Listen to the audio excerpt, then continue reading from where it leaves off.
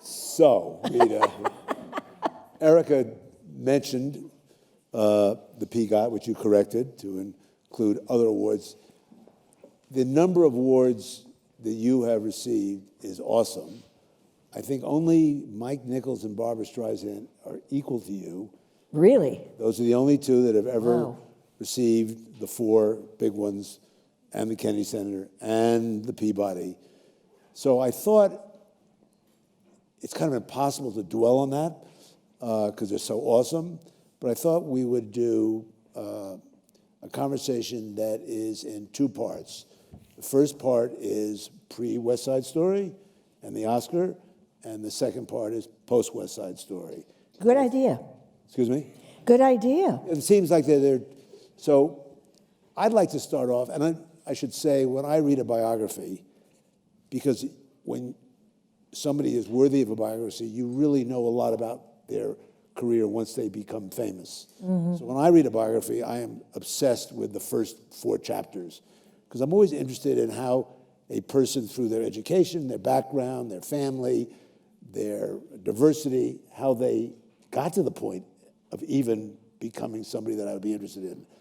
So I'd kind of like to hear, even though you left at 4, Puerto Rico, what remembrances do you have of Puerto Rico, say, versus the Bronx, where you came at 5? Light versus... It's called the Bronx. The Bronx. The Bronx, yes. I thought you objected to being depicted through an entire career as a Latino. No, it depends on what kind of Latino, first of all. But I have very vivid memories of my childhood, my very young childhood in Puerto Rico. They're lovely, paradisical. They were, I remember nothing but joy and happiness and a lot of laughter. And it's where I learned very early in life that I really wanted to be in this profession. I didn't know it was called anything. But it started with Grandpa, my abuelito, saying dance for me and putting on records. And I'd shake my little booty and make him very happy. And in making him happy, in making him laugh and clapping his hands in time to the music, I thought, this is nice. I like this kind of attention. You were precocious. I don't know if I was precocious, but I sure love the attention. And your brother was changed. older or younger, your brother? I had a brother who's younger. He was a little baby boy at the time. So he wasn't jealous of his theatrical sister? No. Francisco was his name. And I was Rosa Dolores Alberio. And one of my happiest memories, really, I have 2 that are really very salient. One was walking through the rainforest with my mother, who used to show me off because for some reason, I've never understood this, I knew the names of of many, many, many plants, and particularly herbs and such. So she used to, show me off to friends and say, Rosinita. Rosinita was her nickname for me. She said, tell them what that is. And I would. That was always fun. And then the other thing I remember, or 3 things, very, very clearly. And the other one was going to the creek, the local creek, to wash the clothes, where the women literally beat the clothes on the stones. Where in Puerto Rico? This was in Humacao. Humacao, which is near the rainforest. Humacao begins with an H, which is silent in Spanish. And what motivated you and your mother to leave this paradise? It didn't motivate me. It was my mother who thought that there was a better life waiting for us. She had to deal with a philandering husband, which was not unusual then, and she did something extraordinary. She left me and my brother with my grandparents and took a ship to New York City to find a job, make enough money, and go back to Puerto Rico and pick one of us up first, then the other. That was the plan. She was like 20 years old at this point. Oh, yeah, she was very young. She had me when she was 17. So this story of immigration continues on and on. even to this day, that we are seeing people looking for Oh, a better it's life, like, my God, it's like living my life all over again. watching what's happening. Oh, it's a horror. I mean, this is really what's happening now. It's just a nightmare. Have you been back to Puerto Rico? Oh, sure. And I go back when I can. And the last time was or after the hurricane. In fact, the hurricane hit my town, my place of birth, first. It landed there in Humacao, and it just decimated this tiny little town. It just decimated it. So what was your thoughts about now being in the Bronx, in a tenement? Your mother had been a seamstress, I guess, in Puerto Rico, now worked in a factory. Which was very common. It was a skill that many women had in Puerto Rico. And my mother was a wonderful seamstress, and her specialty was embroidery. She was just brilliant at it. And she made me all my clothing and all my costumes till I was 17. So you're now in New York. It's a long life. It's hard to. Not it's hard to speaking. figure, what the hell should I ask this woman? No. Oh no, I have a lot to ask you, but I want to set the stage because here's a non-speaking 5-year-old coming to the heart of New York City. I mean, it's just, when you say that, I immediately think of these Mexican children and Honduran children right now. It is just, it's so horrific. Not speaking the language. No, not a word. Except, here's something charming. This is charming. My mother took me to preschool in Puerto Rico, in San Juan, in fact. And we learned a little song that the teacher taught us, which was this, and this is how it sounded. Good morning to you. Good morning to you.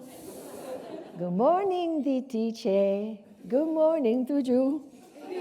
So you could say that. I can say that, yes. Could you say all goodbye? I could say. No, that's all I could say. And did you learn English by watching? I didn't even know it was English. I just thought it was I knew it was something I learned, but I didn't know what it was. And did you learn by watching television, by just being part of a... No television then. I mean, there was, but it was just really rudimentary. God, I'm that old. Well, no. I'm 87. I'm 87. Isn't that amazing? See, in the Me Too age... I keep telling you things you don't ask me. Well, I was going to say you were born the same year the Empire State Building was built. Really? You were born the same year as, the unemployment rate was 17%. Oh. Post-Depression. Al Capone went to jail the year you were born. I was going to say all that without saying how old you were because I'm in the Me Too generation. Oh. And I don't want to... I think it's great that I'm still here, and not only here, but functioning. Despite the altitude. So you're in New York, your mother's working, you're going to school, and by 7, you're already singing, dancing, learning how to be an actress. Yes, my mother found out that I had, according to a girlfriend of hers who was a Spanish dancer, that I had talent, and I was taken to a dancing teacher, and that really is what started it. So I've been performing since I was 5. But there are thousands of young girls in your situation. Who did you find that recognized this 6, 7, 8-year-old girl could perform, was theatrical, had whatever it takes in her DNA to be exciting? Well, there was certainly no one for me to look up to because I didn't know anything or anybody. But it was Irene Lopez who did say to my mother, she saw me bopping around the apartment, and she said, I think Rosita might have talent. Do you mind if I take her to a dancing teacher? And my mom said, no. And that is literally what started it. Paco Cancino, who was Rita Hayworth's uncle, that was the big deal. And she was Margarita Cancino. So is that where you got the name Rita? Actually, no, that came way, way, way later. But that was MGM Studios saying, Rosita Moreno. He says, that's so Italian. Marino. So we got to change it. Marino's your stepfather. Yeah. So, but didn't you pick Rita because of Rita Hayworth? I know that's lore. Read that in your book? Yeah. Or is that just? Did I say that? I don't know. I don't Somebody either. said it. I don't remember it. So that's just a Very likely because Paco, that was his niece and all that kind of stuff. So it was probably right. But no one could pronounce Alvario. So I did take Alvario is my Rosa Dolores Alvario is my name, and no one could pronounce it Alvarayo, Alvario. So when my stepfather came along, he was the fourth one, and his Mother name was married four times? Yes, she did. But she was very, very. She was a good girl. You didn't sleep with guys. Oh, she had to be married. Yeah, you had to be married to do that. Well, that's good. Yeah. I approve. Why is it? Yeah. What's What? wrong with you? Because I have 9 grandchildren. Instruct them. So wait, all right, so you have this dancing teacher. There must have been a lot of people that had dancing teachers. How did you go from having a dancing teacher to being in a movie, say? You've done 140 different characters, so we're not going to go through 140. Oh, please no. But there are some that are interesting. For instance, at 13, I don't know how a 13-year-old gets to be in a movie with Eli Wallach called No. You know what? Skydrift. You're 13 years old. Oh, that was a play. That Right, was closed a in play. 4 days, It was a right? Broadway play, and it closed 4 days later. Eli, nobody knew who he was at the time either. How did you get into a play? I auditioned, like most people do. I auditioned for the part of a little Italian girl. It was kind of an interesting play because it had to do with 4 young men who died in the war, World War II, and come back for one last time with their family. Nobody can see them but the mother or the father, that kind of thing. And, I got to tell you this. This is going to be the longest interview you ever saw in your life. No, there's a clock up there that's got Okay. me. Got the, Okay, well, but I have to tell you this because it's delicious. In my scene, and each act was a scene, the older brother, who's like 20, comes back to say goodbye to his Italian mother, and we're all having dinner, and we think that something's wrong with her because she's talking to the air, it would seem. And I noticed, this is opening night, I noticed that the audience was restless, even at this young age. I was then, 13, passing for 11. And I noticed that the audience is coughing and restless.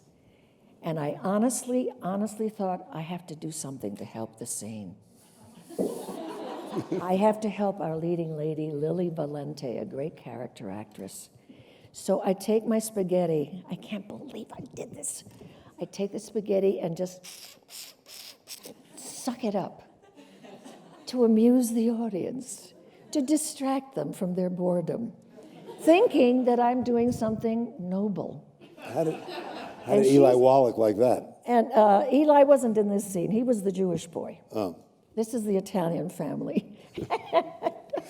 Anyway, to make it as short as I can, that act is over, and I think I've saved the day, and I'm walking into the wings, the curtains down, and Lily Valente takes me by my scrawny little neck. And she says I have to stand up because she was regal. She was a beautiful woman. And she says, if you ever dare to do such a thing again, I will hear about it, and I will find you, and I will kill you.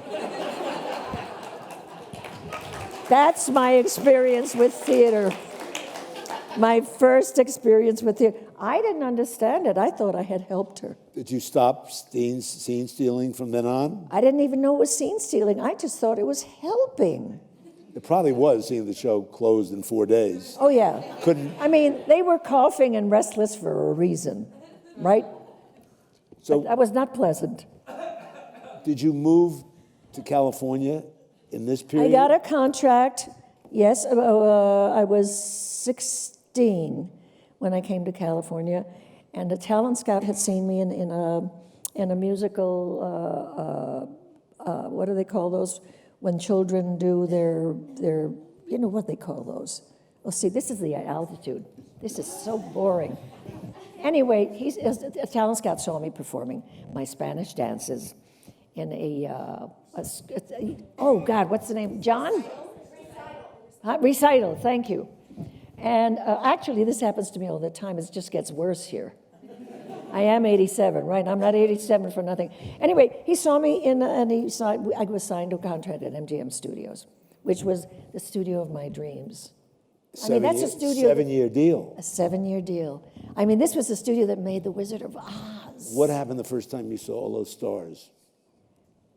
I damn near wet my knickers.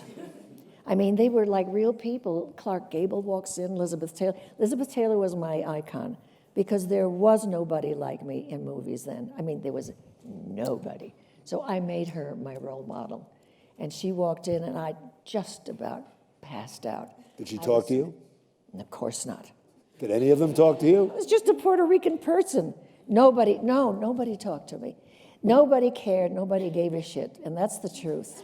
Did you have a Puerto Rican accent by this time or by this time? Oh, no. I learned very early in life that language was very, very important. I just learned it because I learned it. I had to learn it. And I knew that language is important, which is why I think I speak a rather nice English. You do. There's no Bronx. There's no Puerto Rican. There's just... There's no Bronx. No, you're like a newscaster. I'm an American girl. And so Louis B. Mayer taps you for a 7-year deal. Right. So you're in Hollywood? And I'm in Hollywood. I mean, it With was your mother? a dream come true. With my mother. Yes. Not Mommy Dearest. Your mother... Oh, no. No, my mom was a lovely... You were a team. Lady. We were a team. And she was as thrilled as I was. Where'd you live? In Culver City, in a little cottage that we rented. Literally a little college. And I had to learn to drive, which was terrible because I was bad at it. You know, such a New Yorker. And my very first day after I got my license, I had an accident. I crunched into somebody. It was just horrifying. And did you use your new stage name or your old name? I didn't have it yet. Oh. You know, but that was when Billy Grady, the casting guy at MGM, told me that I really needed a new name because it's too Italian. Did they sign you for the 7-year deal while you were still in New York? In New York. So did they give you a train ticket? How did you get out there? They did. In fact, I took a train. At the time, there were some terrible airplane accidents, and I felt so privileged because the studio was protecting me. They didn't want me to fly to California. They wanted me to take They probably didn't want to pay for the ticket. You're right. You're so would be right. my guess. They pay for your mother? Yes. Oh. Yeah, well, I was underage. I was still 17. So the two of you pack up again Yeah. and head to California. And head to California. It was thrilling. And what did you do on the first day? The very first day I went to MGM, well, I got the indoctrination. I was taken around. I honestly don't remember who took me around. So it was like going to college in a way. They treated you like exactly. a freshman. Exactly. And this is where we do this, and this is where we do that. And these are the sound stages where we actually do the filming. Oh, I know. By the time I got to LA, I had been assigned a movie already, and it was called The Toast of New Orleans, with a very, very successful tenor of the time named Mario Lanza.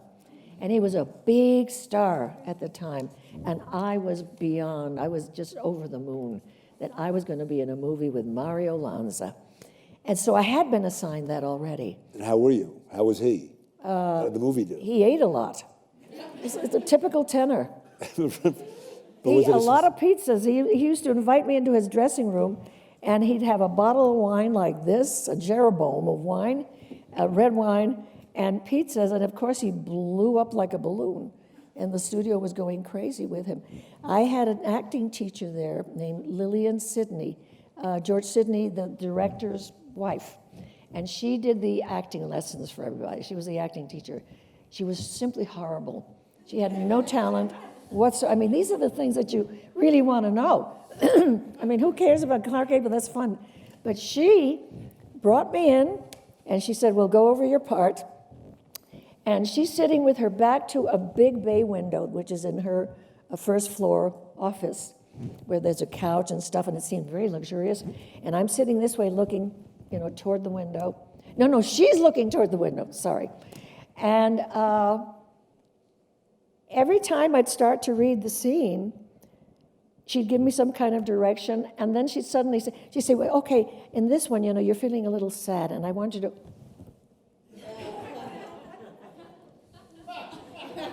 And she did this constantly. I never really got a lesson. I never got a complete lesson. She was always waving to somebody in back of me, because that's who Lillian Sidney was. She was just married to this very successful director, and she got the gig.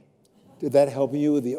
No, she didn't help me at all. I felt terrible. Well, except for the opening scene of Singing in the Rain. Well, that was a later picture. Yeah, but you're walking in doing all that. Oh, that's right. I'm playing. You've got to see Singing in the Rain.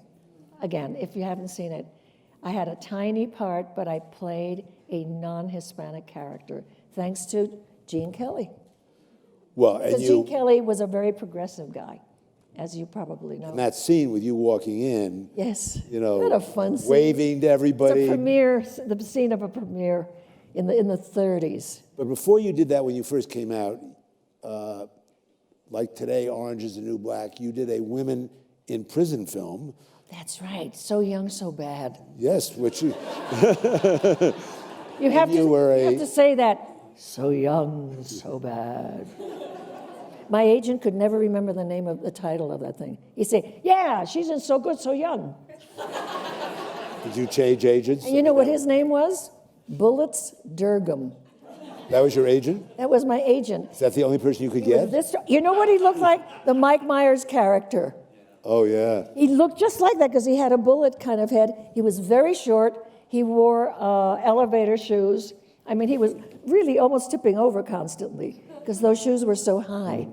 Well, that's the required look of an agent. At the time, anyway. Yeah, for sure. Yeah. All right, so you did that movie, and then you did, at 23 years old, you did Singing in the Rain. Mm-hmm. And at that moment in time, you know Hollywood. You're part of the... And you meet Marlon Brando. That's the... When I was 23, I think. And he had done On the Waterfront. He'd done On the Waterfront, and it was a huge success. He'd also done The Men. That was his first film about a paraplegic. And I wanted to see him in action. And at that point, I was under contract to 20th Century Fox. So I could visit any set I wanted to, and I visited the Brando set. Did you finish your 7 years at MGM and then do Fox? I did not finish, but I was dropped. Dropped? Yeah, show business is my life. Wow. Was that upsetting? It broke my heart. Oh, broke my heart. Why did they drop? It was like Daddy. It was like Daddy said, "I don't love you anymore." Did they know you were going to get a Tony, an Oscar? Of course not. Obviously not. My God. No, nothing like. They didn't know what to do with the Latina girl. They didn't know what to do with me. So they gave me only parts like an Esther Williams movie called Pagan Love Song, a musical, where I played an island girl, a Hawaiian girl. I was always getting, my makeup kit for most movies in those days was a shoebox with no shoes, earrings, and dark makeup. That was it. Even in The King and I, you didn't play Hispanic, but you played... I played a native person, an indigent person, who always had to have an accent. Were you getting aggravated by this? I was getting depressed. I was very, very sad. Here's the worst part of that time of my life, and it lasted a very long time, that I would get very anxious when I couldn't get a job. This is after the contract with MGM. And when I did get a job, I'd get a script, and I'd say, oh, thank God, okay, my life is saved once more. And it would be a native girl of some kind, an Egyptian girl or an American Indian. I played a bunch of American Indian girls. And that's what made me very sad and very depressed. And I was not a kid, anyway, who had a lot of self-confidence to begin with. So that really didn't help my frame of mind, which is what eventually led me to psychotherapy. Best thing I Before ever. you hit psychotherapy, Yeah. you hit West Side Story, which again was a Hispanic. No, West Side Story was during therapy. And There was a- during and after West Side Story, I tried to end my life. But that was because of Marlon, he wasn't nice to you. How long were you? No. Were you 8 years. 8 years with Marlon On and off, Brando? on and off, 8 years, yeah. There's a memoir just in that. I mean, Yeah, no, it was He's an- about 8 years. And we had a very tempestuous relationship, and a lot he of had a lot of children. acting out. Didn't he have a lot of children?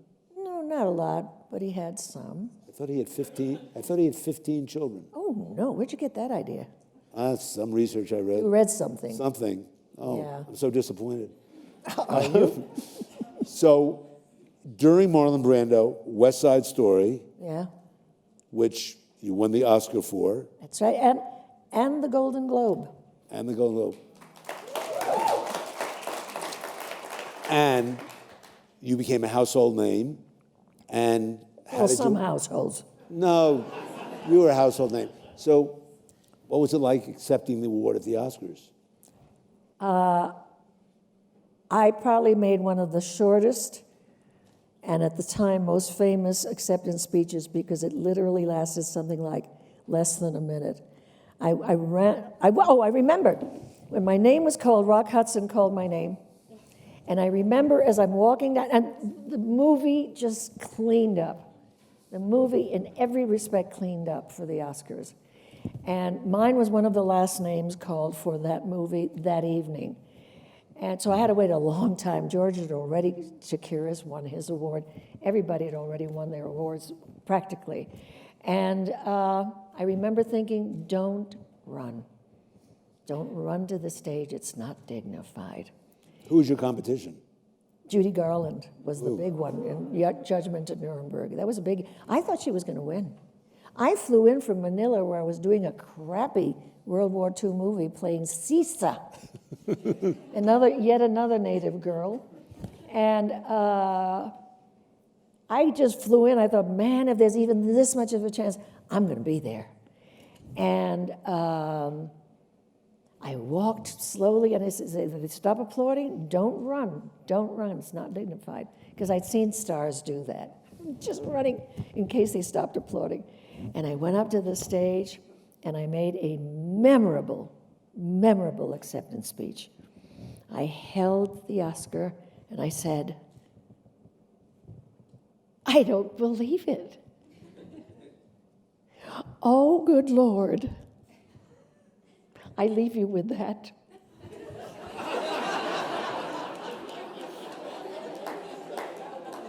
I wish more people would do that. I've been trying to make up for it since, by the way. I've gotten several awards, and let me tell you, I really couldn't believe it. I mean, obviously, everybody thought, well, she's really sincere. I didn't take out ads. They may have, I don't even know, because I was in Manila doing this horrible movie. So they probably took out ads for all I know, but I just didn't believe it happened to me, not this Puerto Rican. And I run into the wings and I start to cry.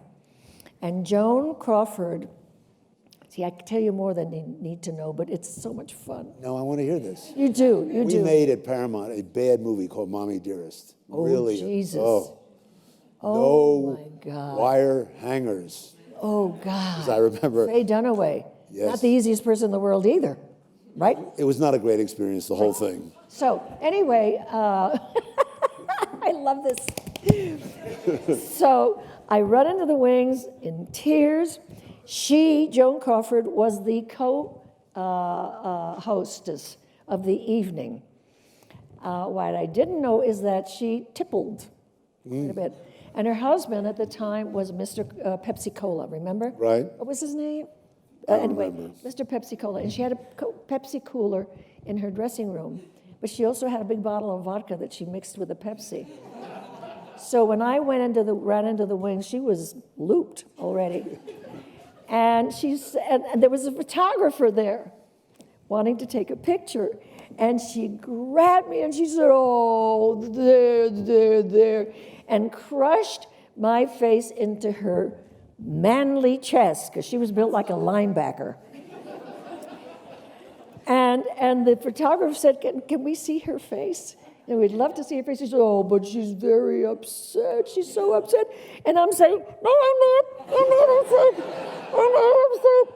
And she wouldn't let me go because the photographer was there. And they literally had to wrest me away from her grip so they could take me to the room, where the green room. Was it the green room? Where all the people were there to take pictures of the winners. But How was it working with Jerome Robbins, by the way, on that? It was hard.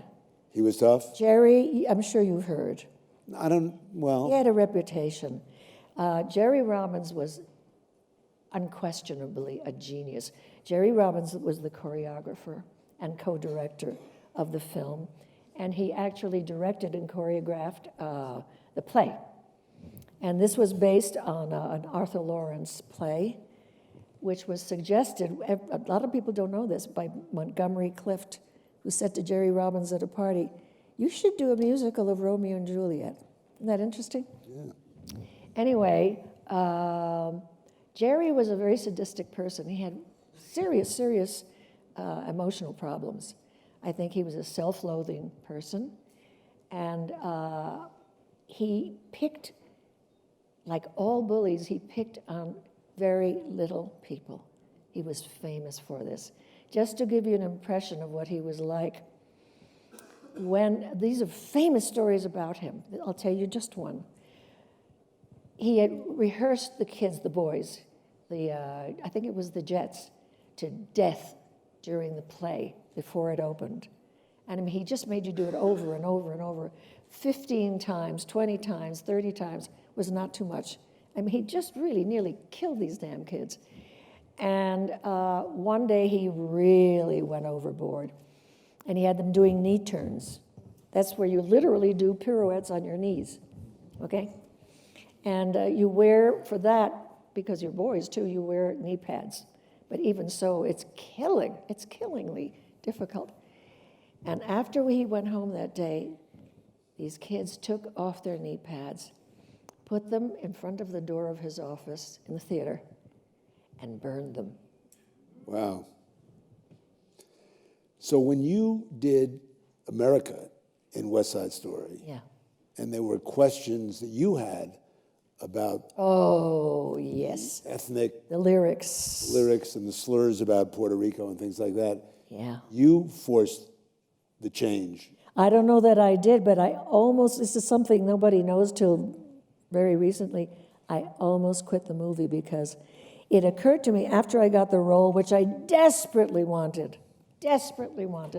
for every good reason, I suddenly realized, oh my God, the verse to America goes like this: Puerto Rico, you ugly island, island of tropic diseases. That was in the play. And it was in the play for years and years and years, that way. And I suddenly realized, I can't sing that. I can't do this. And you have to understand that I was a person who really was very reticent about my values even at the time. And I was this close to calling my agent and giving him a heart attack and saying, you know what? I can't do this. I can't do this to my people. I can't do this. It's awful. And at just that time, Stephen Sondheim wrote a new lyric. My heart's devotion, let it sink back in the ocean. And that's how I came to stay. That number in the movie, choreographed by Jerome Robbins, as horrible as he may have been to people. Oh, no, he was brilliant. Is unbelievable in America and with funny. a new lyric. And you are unbelievable in that, which is why you won the Academy Award. Yeah. But this is interesting to me. You're at the height, publicly. You win the Academy Award. You have and the Golden Globe. The Golden Globe. Because most people forget that, yeah. The Golden Globe is a another issue. The Academy Award is the real thing. Well, that was, especially then, that was such bullshit. Yeah. If you go to enough cocktail parties, sometimes you can win the Golden Globe. Yeah, I know. It's disgusting. It was disgusting. But not the Academy Award. Yeah. But at this height, you're having a difficult relationship with a man, like Marlon Brando. You're going through analysis, and you kind of go into self-exile for 7 years. Yeah. From what I understand, because you were tired of only being offered roles with accents and very dark makeup. Right. I mean, if I was dark, that would be fine, but I wasn't, and it Even in The always. King and I, you were objecting to the dark makeup. No, not there. I wasn't, because that was the coloring of those young women. Okay. But not So why are you only in West Side Story, because it should have been makeup that really suited my skin. All Puerto Ricans are this. They are Taino Indian. They are, which is the indigent. They are French. They are Spaniards, who are also, by the way, very often very fair. They are Dutch. That's the Puerto Rican makeup. And you'll see it in the names, by the way. Sometimes you'll need Senora Felisa Gautier. Gautier is a French name. She was our mayor for years and years and years in Puerto Rico. So it just really bothered me. And I remember the makeup man, when I objected to that makeup, it was so dark that sometimes you could see my color underneath. And I said, I don't know why I have to wear this. I am Puerto Rican. And he said, what are you, racist? So why go to London? Why go to exile? Why not take advantage of the Academy Award? Is it the relationship you're having? Okay, I'll tell you a heartbreaking story about that. Why indeed? What I did was, why am I sitting on something? Oh my God. It was heartbreaking because I would say to my agent, please submit me for other roles that have nothing to do necessarily with being Hispanic, or if they're Hispanic, at least with dignity, okay? Because I was always talking like this, you know? And here's what was heartbreaking. They wouldn't even see me. The producers, the directors, the writers, they wouldn't even see me. And, you know, I'd see a script. Sometimes I borrow one from my agency, and I'd say, I think I could do this. Submit me. And, you know, I found out later, reluctantly did so because they knew what would happen. No, she's too Hispanic. Meanwhile, Natalie Wood, who played Maria, goes on. We won't even go into that. Yes, there's that. And So you decided to go to London. so I decided to do anything but films for almost 7 years. I did a lot of summer theater, lots of it, which was wonderful because in theater you don't have to. I played an Irish woman in Miracle Worker. I played all kinds of people in the theater. I could do it in theater. In fact, later on in life, I played. I also played Maria Callas, but this is way later in Massachusetts. You did something else when you came back, which was extraordinary, for which you won an Emmy, which is you committed yourself to education, and you were the principal exciting part of the Electric Company on PBS for 7 years, I think. Yeah. Which is an amazing accomplishment when you think. And you know, it was hard to accept that. It was hard to accept the offer because everybody in my profession whom I knew who were friends said, don't do a children's show. Because of, why? Because of the Pinky Lee syndrome. You remember Pinky Lee? I do. He was my friend said, you will never play an adult again in television or anything else. You'll get really stuck with that. And I really thought about it very, very, very seriously. And I had a little girl, Fernanda Luisa, and I thought, no, I think of this as a service to a community, a very big community. And I decided to do it, knowing that I might be really stuck in that for forever and ever. And it didn't happen. Just the opposite.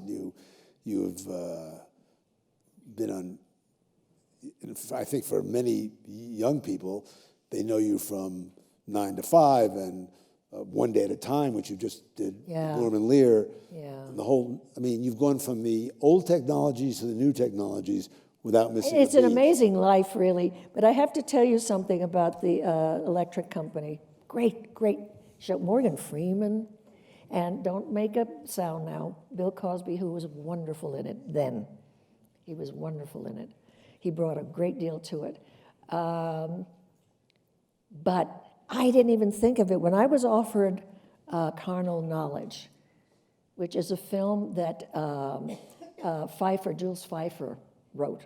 Brilliant film. Mike Nichols directing. Mike Nichols directed. Jack Nicholson was the lead. Art Garfunkel, Candice Bergen was in it.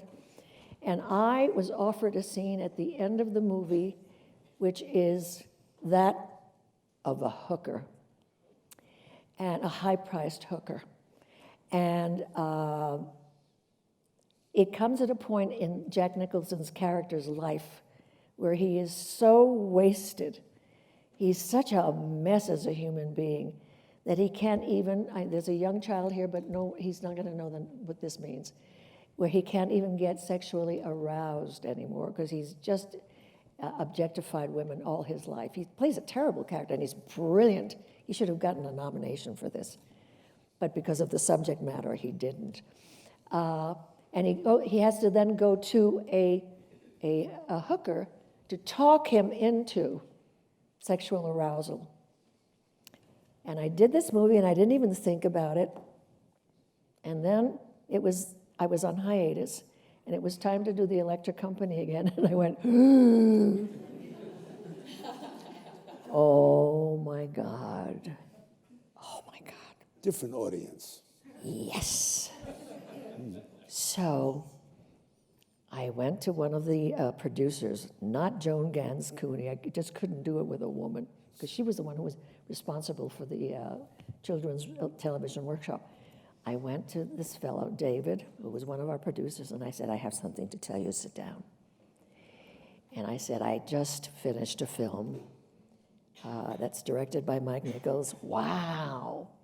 And it stars Jack Nicholson, Candice Bergen, and Art Garfunkel. Oh my God, Rita. And I said, yeah. So, David, I play a hooker in it. There's just one scene at the end of the movie. And Jack Nicholson sees her, and I explained very briefly what his character is. And I said, and he comes to my apartment, and he pays me the money, and I talk him into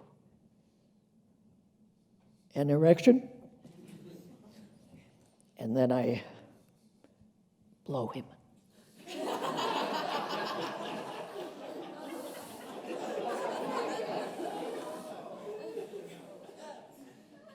Okay. The blood.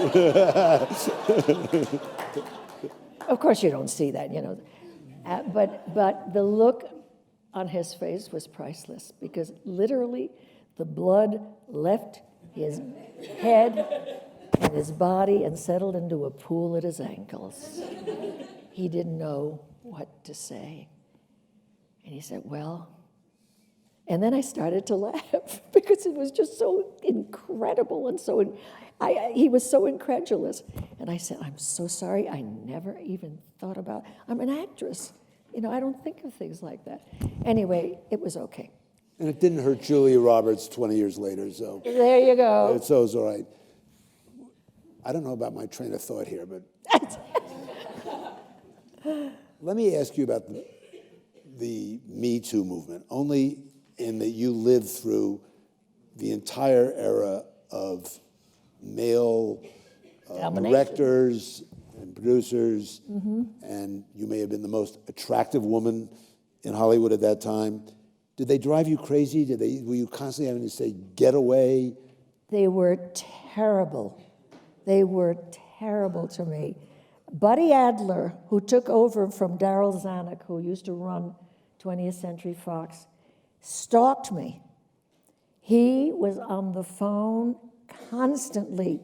Luckily, I was living with 3 other girls. We rented a house in Hollywood, and when I understood what he was after, I was terrified, needless to say.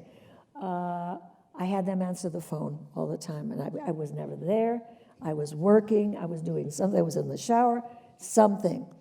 And he finally gave up when he called like this last time, he said, well, just tell her I tried. He had a mistress at the time, Dana Winter. Remember that beautiful young British actress? Beautiful Yes. brunette girl. But that was only the half of it. I went to a cocktail, okay.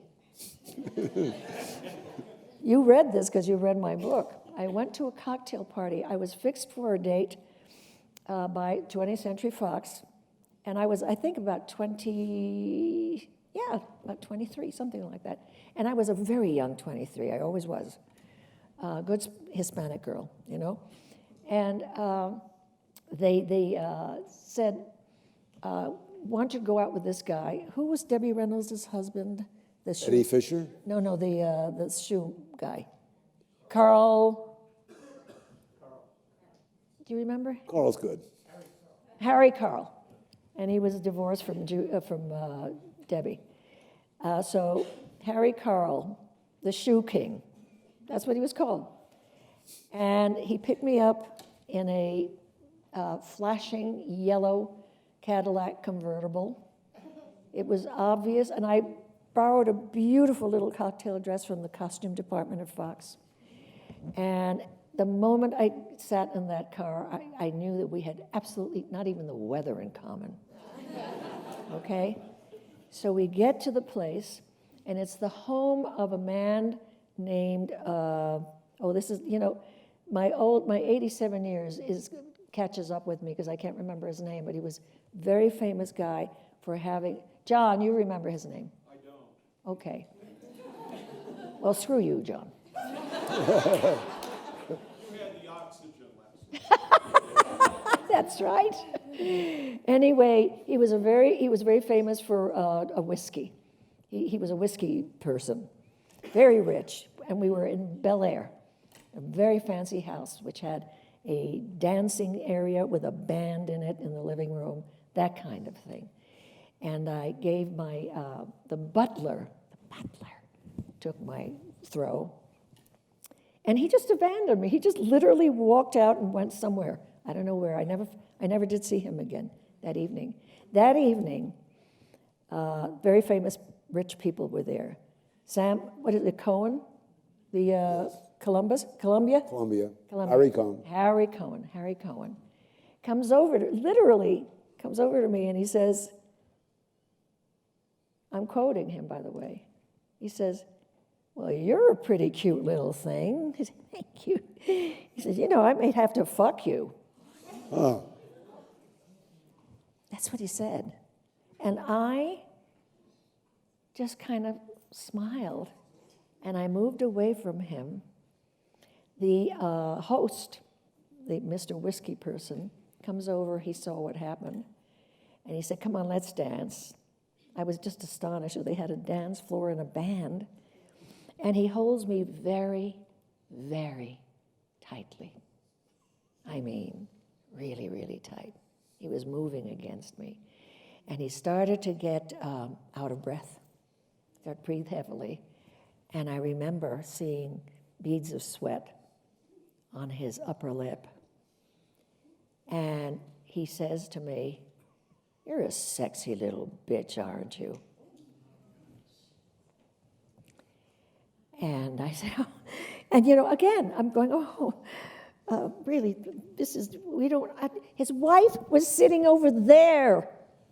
She was sitting over there with Harry Cohen. And It's kind of unbelievable. no, it gets Get better. worse? It gets better. Or worse. Then he says, when I start to resist and try to push him away, he had a grip on me. He said, don't give me that shit, sweetheart. He said, I'll bet you're hot in bed. No, he said, I bet you're wild in bed. Those were his words. And that's when I pushed him away, ran into the bathroom, the ladies' room, and started to cry. And of course, the mascara's running. And I'm thinking, what am I going to do? What am I going to do? What am I going to do? And my date wasn't available. So I thought, I'll walk home. I don't care, which was Bel Air. I was in Culver City.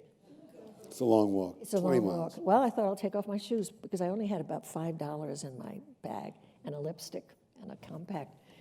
And I ran out, left my throw behind, and there were some Mexican gentlemen cleaning and fixing the garden because it was a daytime party. And I went to them and spoke in Spanish, and I said, and I was all smeared and crying. I said, I really need to get home. Can you help me? And they didn't even ask a question. They just said, absolutely. And it was cool at the point. One of them put their jacket on me, and I got in a pickup truck, and they dropped me off at home, and those were the only gentlemen I ever saw that day. Wow. Well,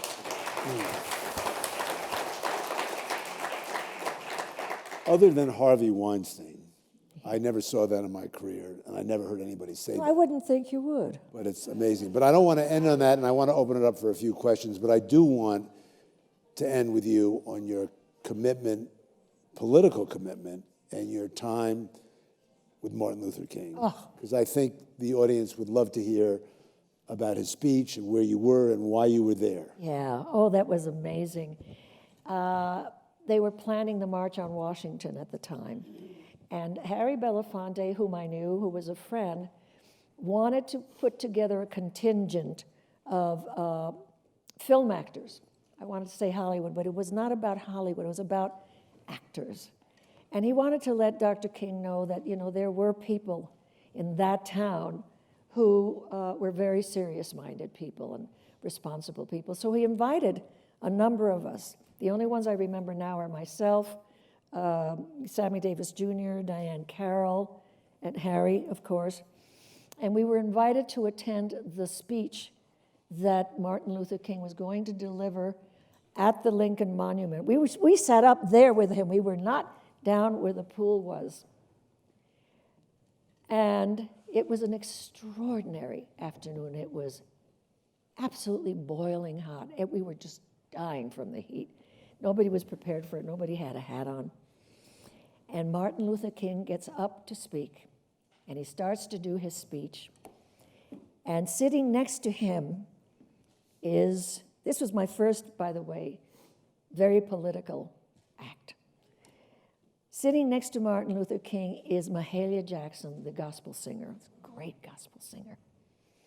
And he starts his speech, and the crowd down below is going crazy. People who walked, people who were wearing overalls from the farms, who came in buses. It was just an extraordinary, I just get goosebumps every time I talk about this. I'm never over this. And she says to Martin, she says, Martin, because she'd heard this speech before. And she said, Martin, tell him about the dream. Martin, tell him about the dream. I heard this. And he discards the prepared speech, and he goes into the I have a dream speech. So that's I was never the same after that. That really politicized me in a way I cannot even begin to describe to you. It was amazing. So,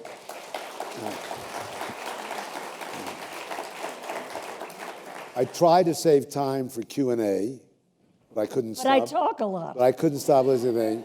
Maybe we have time for one or two questions. Am I getting it okay on that? We could do one very quick question, very quick response. There's no such thing. Okay, so, all right, right here, Right there. microphone, man in blue, nice jacket. Where you're getting a mic right here. My good. It's a privilege to talk to both of you. Such a powerful impact in making American culture better. you. So it's a privilege to see both of you on stage. Ms. Moreno, could you revisit what it was like to return to West Side Story after such a long time? What was it like to revisit that story again over 50 Oh, you're years? speaking of the remake? Yes. It just started filming. Yeah, what does that conjure up for you to return to a story that was so pivotal? Extraordinary. Yeah. I damn near peed my pants when I spoke to Steven Sondheim. well, he's involved too, but Spielberg. And Tony Kushner is doing the script. And it's an extraordinary experience. I also get executive producer credit, which is sensational. And a part has been written for me by Tony Kushner. Instead of Doc, who had the candy store, remember that, where the kids hung out? Now it's Doc's drugstore, and it's run by his wife, Valentina. Well, I am thrilled beyond words. I've never interviewed anybody in their 20s that are even as half as enthusiastic and together. And last night after we had this little thing, my wife said, she moves like a 40-year-old. How do you do that? Anyway, thank you very much for joining us. Thank you.